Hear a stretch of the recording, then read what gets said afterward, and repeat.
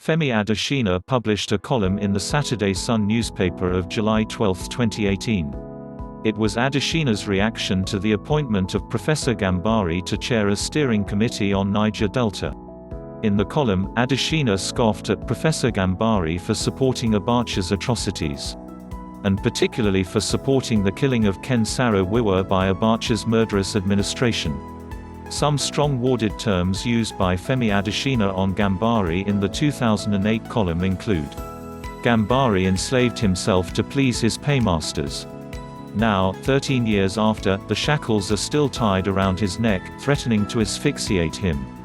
What an eternal lesson for fawning bootlicking grovellers to learn. When you are sent on a slave errand, do it as a freeborn, etc."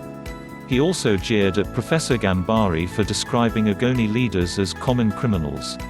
Now in 2020, Femi Adesina has himself mocked Nigerian masses more than Professor Gambari did to Ogoni leaders in the course of serving as a mouthpiece to Buhari's government. That's not even all. Buhari has now appointed Professor Gambari as his new chief of staff. Femi Adesina is on the watch. All the words he used on Gambari are now on him.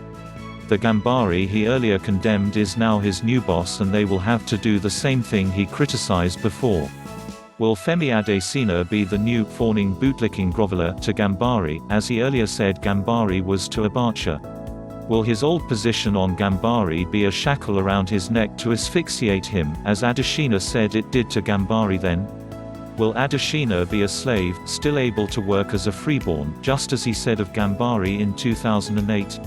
Do you think Femi Adesina is happy with himself now, or will he feel the guilt of a Judas to his own conscience?